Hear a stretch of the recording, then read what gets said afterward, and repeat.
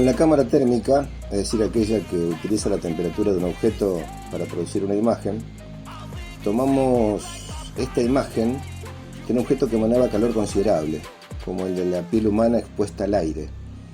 Tengamos en cuenta que la temperatura ambiente en la zona era de aproximadamente 4 grados centígrados, el objeto manifestaba movimientos, era de dimensiones considerables, se encontraba a una distancia aproximada de 80 metros y no era visible a simple vista. En la zona, conforme el relevamiento previo que hicimos de día con los drones, no existían animales. Así todo, es importante destacar que esto era mucho más grande que un animal.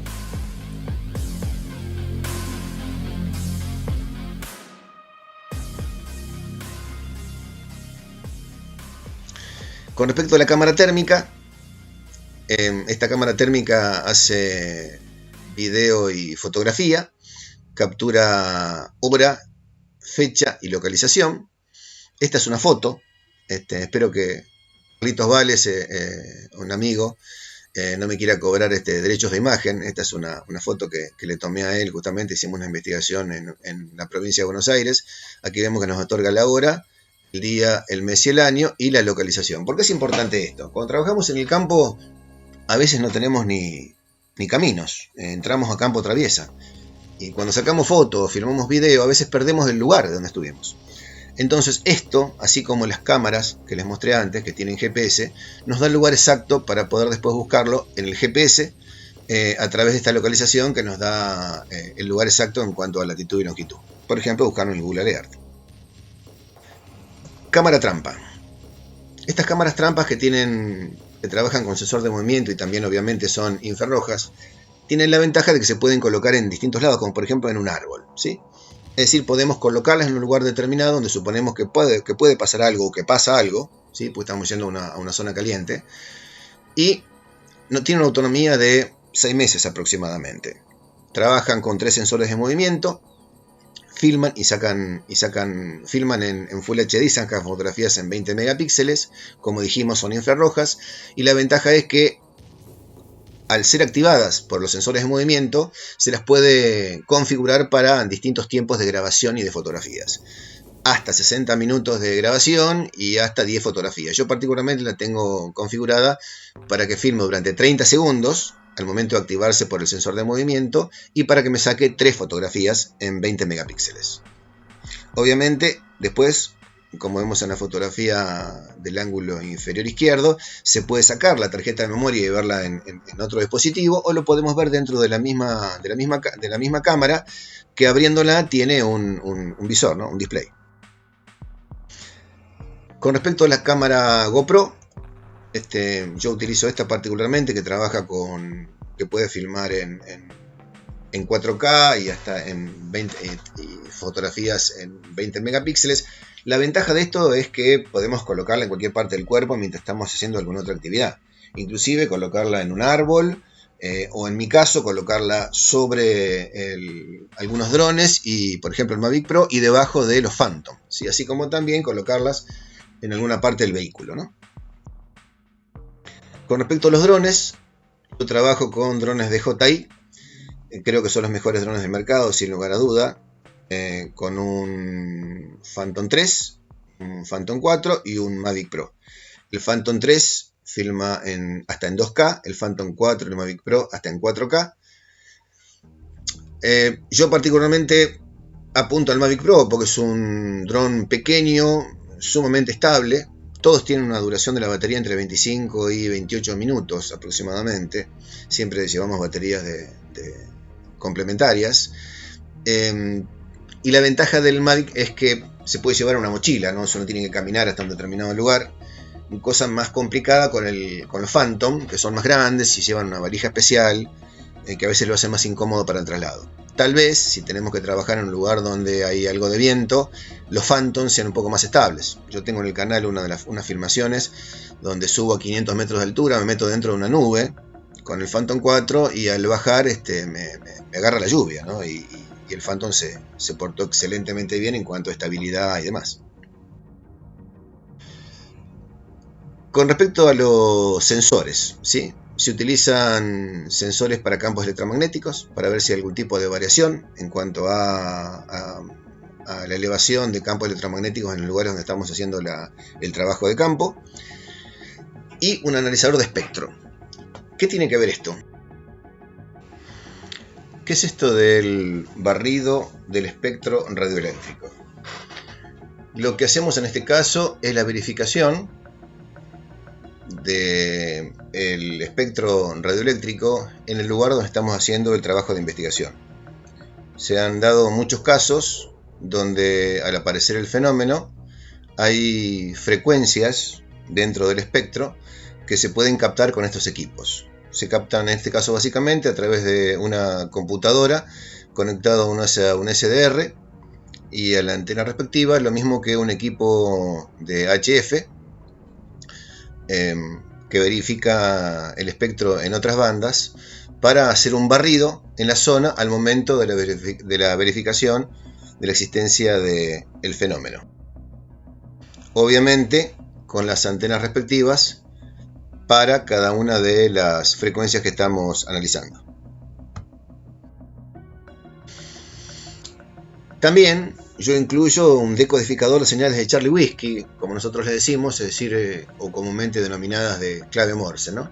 Si tenemos en este espectro algún tipo de señal, ¿sí?, que sea del tipo del Morse, se puede colocar este aparatito que me va a pasar en claro estas señales que aparecen en puntos y rayas.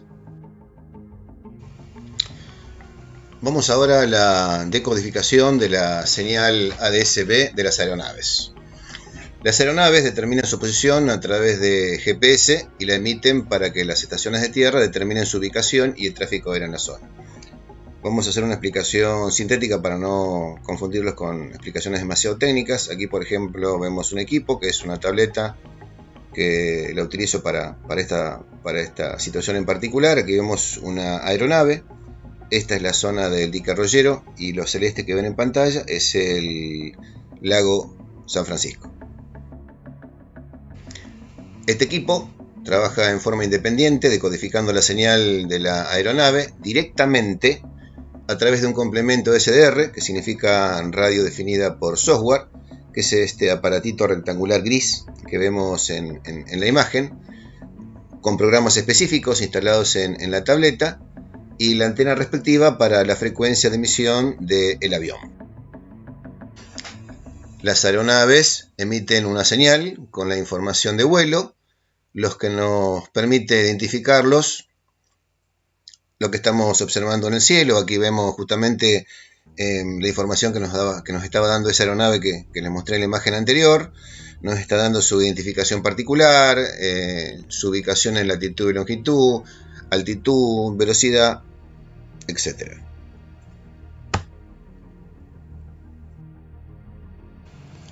Es la misma información que otorga la aplicación FlightRadar, con la diferencia que aquí decodificamos la información directamente, es decir, avión, equipo. Es mucho más precisa, pues evitamos el lag normal del retraso de la información que nos da Internet, por lo que es mucho más exacta y no depende de señal de Internet. En el campo solemos no disponer de ningún tipo de señal, por lo tanto no puedo estar basándome en una aplicación que sirve únicamente cuando tengo señal de datos. Lo mismo podemos hacer con los satélites, donde podemos inclusive obtener un rebote de señal. Comunicaciones. Son fundamentales las comunicaciones cuando estamos trabajando en el campo. Yo particularmente lo hago a través de equipos personales, es decir, equipos handys, y equipos base para el vehículo. Individualmente, entre los integrantes del equipo de trabajo, nos manejamos con handys. Cuando algún equipo en particular se aleja demasiado, entonces para eso nos sirve el equipo base que está colocado en la camioneta, para que nos podamos comunicar con él, teniendo en cuenta de que los handys que yo utilizo trabajan con una potencia de 8 vatios, a diferencia de la base del vehículo que tiene 35. Repito, las comunicaciones para la investigación de campo son prioritarias. Complementos. Por mencionar algunos, los más importantes: el termómetro, por ejemplo, para ver si hay variaciones de temperatura frente a la presencia del fenómeno, grabadora de sonidos con el mismo criterio, GPS, baterías de respaldo para los equipos, linternas y equipos de iluminación, botiquín de primeros auxilios, agua potable, cocina de campaña, ropa y calzado acorde a la época del año y al lugar de trabajo, muda de ropa y calzado para recambio. Nos ha pasado más de una vez tener que terminar mojados dentro de una cuneta y no es nada grato pasar una noche mojado con 0 grados de temperatura. Mantas, repelente, alimentos y en lo posible un vehículo 4x4, dado que muchas veces hacemos camino al andar, puesto que andamos por lugares donde ni los caminos existen. Apreciaciones. Los datos expuestos intentan realizar un paralelismo y traslación de la inteligencia general con el proceso de investigación del fenómeno. Es decir, existe un método, ¿sí?, que es justamente el método investigativo profesional basado en el proceso de inteligencia. He escuchado muchas veces de que tenemos que coordinar o ponernos de acuerdo con respecto a un método. Creo que no hace falta. El método está perfectamente definido y existe, que es el método justamente basado en el proceso de inteligencia. No es casual de que justamente los organismos que mayor información tienen con respecto al fenómeno son justamente los organismos de inteligencia. Y por otro lado, a nivel de investigación personal, según mi parecer y mi criterio, el mejor investigador de campo de la actualidad, que para mí es Manu Carballal, el español, casualmente es un criminólogo, utiliza justamente este método. Deben evitarse efectismos, propio de quien busca persuasión con apelaciones de cualquier tipo. Esto no es propaganda o publicidad, es investigación. Debemos ser efectivos, no efectistas. Para eso, el investigador debería reunir estas características: iniciativa, paciencia y tacto, credibilidad, apariencia y comportamiento. Del ridículo no se vuelve, sí del error, que los tenemos todos, pero no del ridículo. Objetividad y autocontrol, adaptabilidad, perseverancia.